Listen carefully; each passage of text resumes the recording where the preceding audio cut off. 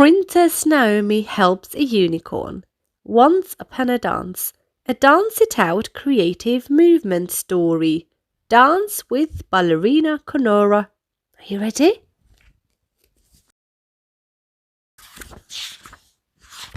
Dedicated to kids whose best friend is their sister or brother, at least most of the time. Hello, fellow dancer. My name is Ballerina Konora. I love stories, adventures, and ballet, and I'm glad you're here today. Will you be my dancing partner and act out the story along with me and Naomi?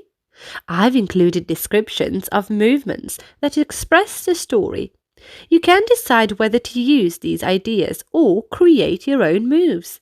Be safe, of course, and do what works for you in your space. And if you want to settle in and enjoy the pictures first, that's fine. Konora. P.S. You don't have to be a princess to act like Naomi. And, boy or girl, you can dance like all of the characters and creatures in this story. Once upon a dance, Princess Naomi lived in a castle along with the king, the queen, and her sister Princess Miranda.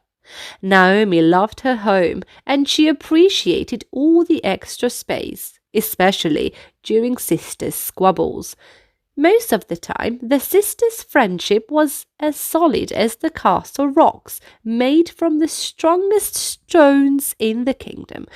But this morning, the sisters had argued over every little thing. Naomi celebrates the open feeling of the castle. Let's recreate this. I reach my chest to the sky and spin with my arms out wide.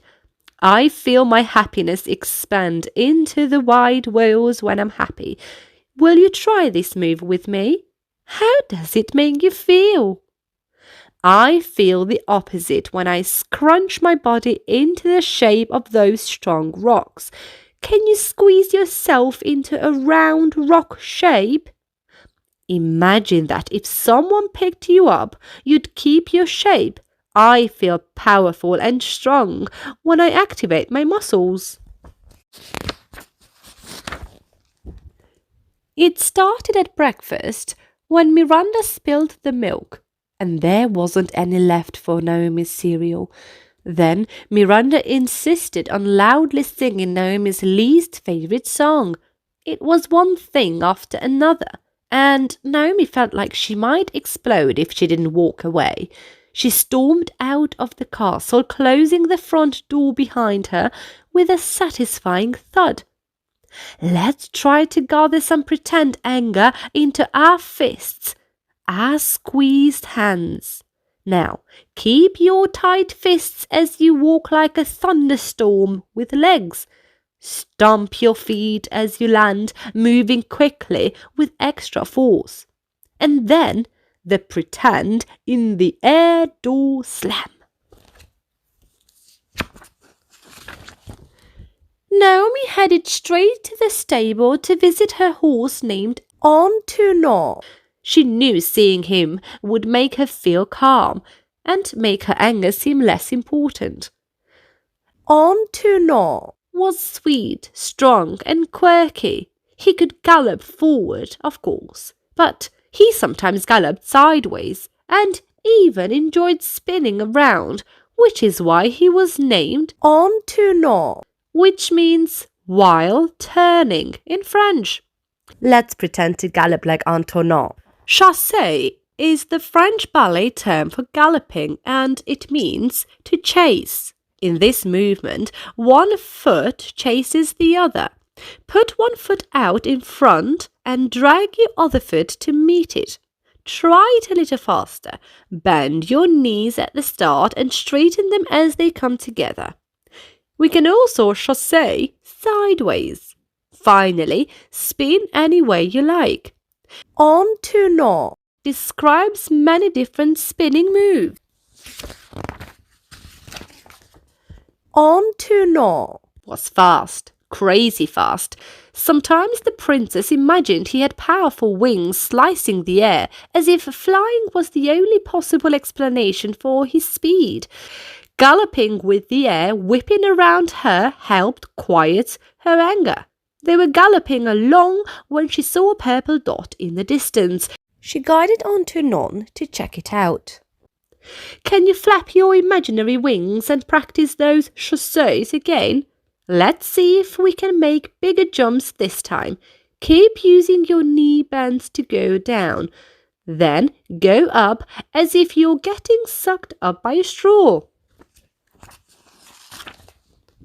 The purple dot turned out to be a unicorn. It was limp and droopy. The princess picked up one of the unicorn's front legs. It just fell to the ground. She tried one of its hind legs, and the same thing happened. Naomi noticed poppy plants nearby. Hadn't the royal gardeners said that poppies could make unicorns sleepy? Naomi wasn't quite sure how to wake up the unicorn, but she hoped that some cold water might do the trick. She went to a nearby lake, scooped up some water, and took it back to the unicorn. Naomi slowly dripped it over the motionless body. Would the unicorn wake up? What would she do if it didn't move? Let's be the unicorn and relax on the floor. Remember how we turned on all our muscles before? Now we're turning them off. It's difficult to do. You can ask someone to check whether your muscles are relaxed. Your limbs, meaning your arms and legs, should feel heavy when someone else lifts them. Stand up and let's be the princess getting the water and relax again as the unicorn gets dripped on. The unicorn instantly fluttered to life. It stood up, walked to the lake, and dipped its horn in. When it stood, its horn shone majestically. The unicorn started drawing half circles in the dirt with its leg. Was it writing words? What message did the unicorn have? Naomi wondered. Let's imagine we are the unicorn and head over to the lake to dip our horns. Now, feel the magical power as we reach our unicorn horns up to the ceiling. Next, let's draw half circles in the sand with our toes. Start by reaching your foot in the front of your body and move it around to the back, like you're writing a big C. See if you can point your toes. Keep your legs straight and reach your toes as far as you can without moving your hips. The princess thought perhaps the unicorn was drawing a map, but she couldn't understand its meaning or destination. The princess told the unicorn, I'll climb on your back and you can take me where you want to go.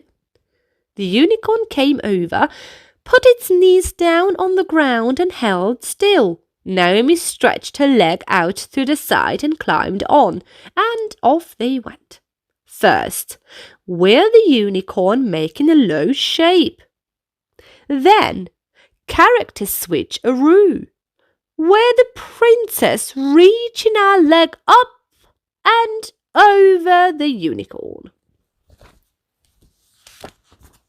The three of them went lightning fast, leaping over bushes and puddles as they went. The path they travelled was like the map that the unicorn had been trying to draw in the sand. Finally, the unicorn stopped near the entrance to a small cave. It looked dark and creepy.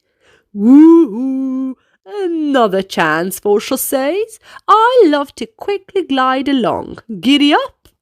To leap over the bushes and puddles, reach your leg out like a kick, then step, jump up and over the imaginary obstacles. The unicorn whinnied. Naomi heard a response from inside. It sounded similar to the unicorn's call, but at a higher pitch. Maybe it was a smaller unicorn.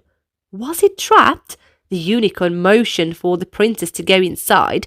Naomi summoned her courage and headed in. The cave had a low ceiling, so the princess hunched over. She felt like an elephant.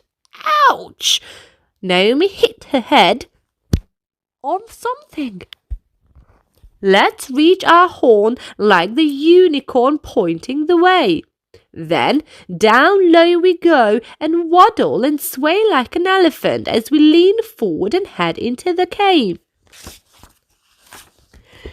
It was the ceiling, and it was getting lower the farther in she went. Naomi had to get on her hands and knees to continue. When the ceiling got even lower, she dropped down onto her belly and wiggled forward. She could see a little light just ahead. Put your hands and knees on the floor and crawl along like a baby. Now, imagine you've bumped your head. How do you react? Now, lower yourself down even more. I feel like a seal dragging my body along by pushing one elbow forward at a time. The room opened up into a large cavern. Sunlight was streaming in through a small hole at the top. The good news was the ceiling was higher and Naomi was in an open space.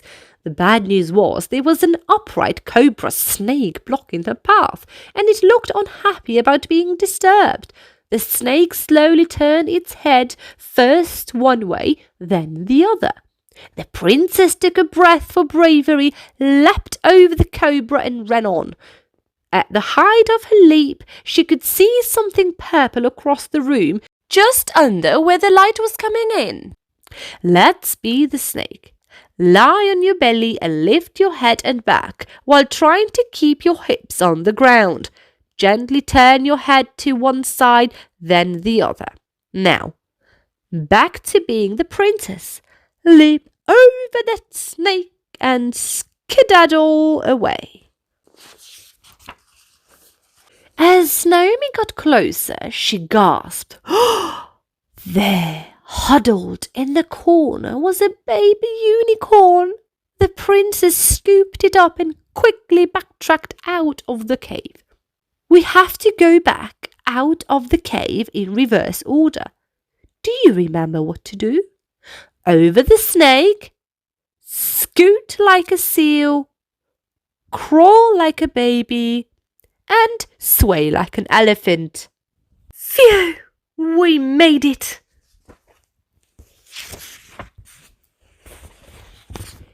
Naomi brought the unicorn to its mother. The unicorn touched the baby with his horn, and a streak of light flowed out of the horn and into the little unicorn. The baby wiggled with delight. With a nuzzle and a bow, the pair of unicorns thanked Naomi, then galloped away. Seeing the unicorns reunited warmed Naomi's heart, and it reminded her how grateful she was for her own family, even her sister. In fact, as she journeyed home on Konora, Naomi was surprised to realize that her anger at Miranda had disappeared. Naomi was filled with happiness, and she couldn't wait to tell her sister about her incredible adventure. Let's deliver the unicorn. Wiggle with delight like the little one and wave goodbye. The end. The end. My grandpa always ended stories this way, and I like to share his fun.